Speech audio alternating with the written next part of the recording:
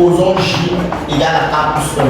Mais quand on le fait, on voit que lorsque K tend vers, lorsque K prend la valeur 0, on se rend compte que J va prendre quelle valeur? Je remplace K par 0. J prend la valeur 1. Ensuite, lorsque K va prendre la valeur N, on se rend compte que quand on remplace K par N, J prend la valeur N plus 1.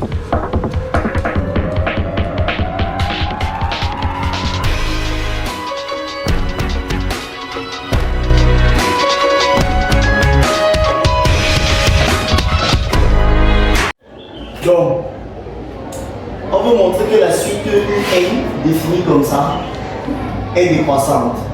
Je rappelle juste tout à l'heure que on a dit que la suite UN soit décroissante. Nous avons fait UN plus 1 moins UN. On va comparer avec 0. Quand c'est décroissant, c'est inférieur égal à 0. Et quand c'est croissant, c'est supérieur égal à 0. Il faut d'abord pouvoir écrire, voici UN, on va pouvoir écrire UN plus 1 et on va faire la différence. On y va tout souvent. On a n plus 1 égale. Ce qui change, partout où on voit n, on va mettre n plus 1. Il y a n ici et il y a n là-bas. Donc, là on va écrire la somme des k allant de 0 à la crête couleur déterminée. Ici c'est n plus 1 là-bas. De 1 sur, en parenthèse, n plus 1 plus k. Voilà. Ça là c'est UN plus 1. Maintenant attention, vu qu'on veut écrire UN plus 1 en fonction de UN, on remarque d'abord que ceci, bien entendu, ça c'est la somme des k allant de 0 à n, de 1 sur n plus 1 plus k, plus le dernier n, en passant k par n plus 1. Nous avons déjà dit ça ici plusieurs fois. Nous avons dit que L1 plus L2 plus L3 plus Ln plus Ln plus 1. Ça, c'est la somme des k allant de 1, si vous voulez, on commence à 0, donc on laisse. Des k allant de 1 à n plus 1, k allant de 1 à n plus 1, des Ln 10 k.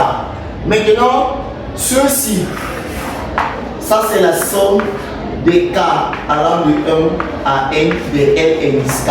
Il reste seulement le gars-ci, plus le dernier là.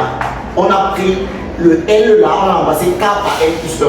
Je vais reprendre donc ce même terme, je remplace K par N plus 1. Ça va devenir 1 sur N plus 1. Ce qui doit être remplacé, je mets en crête couleur N plus 1. En réalité, voilà ça. Mais attention, vu qu'on écrit ça, ce n'est pas encore UN. Ceci n'est pas UN parce que le dénominateur c'est N plus 1 plus K.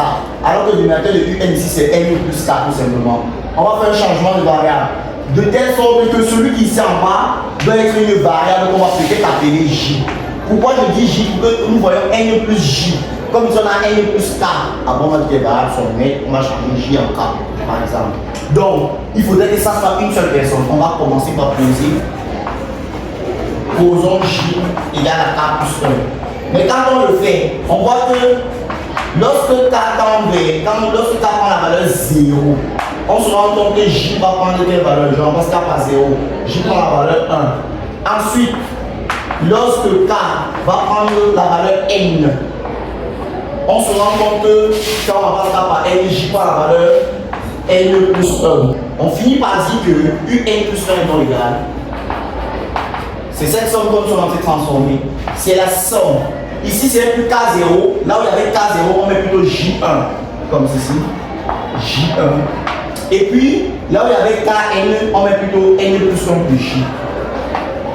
Et maintenant, ici, ça c'est 1 sur N plus. Je rappelle que 1 plus K est changé et ça devient J. Donc c'est N plus J là-bas en bas. Celui-là ne dérange personne. Plus 1 sur N plus N, nous avons 2N. 1 plus 1 plus 2. Voilà. On est donc sûr que ceci, on peut l'écrire facilement en fonction de UN. Mais voilà, nous sommes déjà presque arrivés. Donc, UN plus 1 est égal.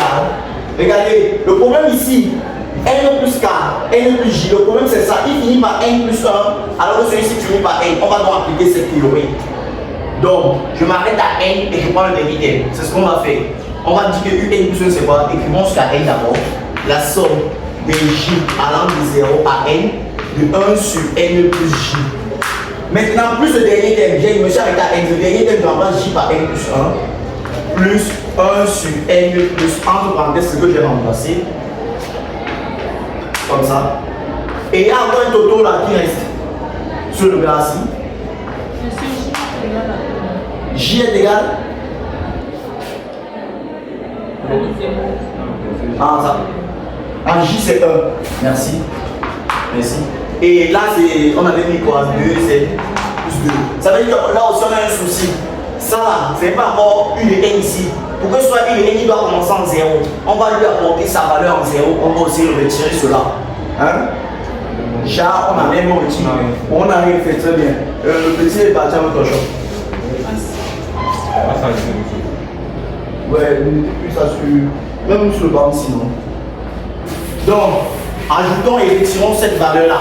Je vais commencer d'abord par calculer la valeur-là. Regardez. Si vous remplacez j par 0, ici ça donne quoi? 1 sur n plus 0. D'accord? C'est ça, non? Donc, je vais remettre cette valeur-là. De telle sorte que devant ce premier terme ici, je mettrai un moins et devant celui-ci, je mettrai un plus, comme si rien ne s'était passé. Et puis, je continue à recopier mon équation comme si je n'avais rien fait. Comme ça, j allant de 1 à n, de 1 sur n plus j, plus les deux totaux-ci. Donc, plus 1 sur 2z plus 1, plus 1 sur 2z plus 2. Ça va? Vous voyez que celui-ci, avec ça, nous fait commencer j en 0. Et c'est ça qui sera plus de n. D'accord? Donc, il reste tout simplement, celui-ci c'est moins 1 sur n, celui-ci plus 1 sur 2n plus 1, ici plus 1 sur 2n plus 2, plus la quantité ici qui est forcément appelée u de n. Et tout ça c'est quoi? U de n plus 1. Donc, le monsieur ici va traverser et vous avez u de n plus 1 moins u de n égale. Bon, là, il faut le job même dénominateur. On va y aller comme les grands sont en terminale C. Alors, n fois 2n plus 1 fois 2n plus 2. Essaye de faire en quelque sorte ce qu'on appelle le LCM. Alors, pour avoir, ici, il a déjà n. On va multiplier seulement ça là, en haut et en bas. D'accord? Donc là, c'est donc moins facteur. Si vous voulez, on développe une fois. 4n carré pour lui, plus 4n, plus 2n, et enfin plus 2. Maintenant, celui-ci, on a multiplié par ça et ça. On multiplie pour lui. Celui-ci a le moins parce qu'il y avait moins là. D'accord? Vous voyez comment on a baissé J-cam, un d'or. Alors, ici, on a donc 2n carré et là, plus 2n. Enfin, celui-ci, ce sont le produit des deux ici.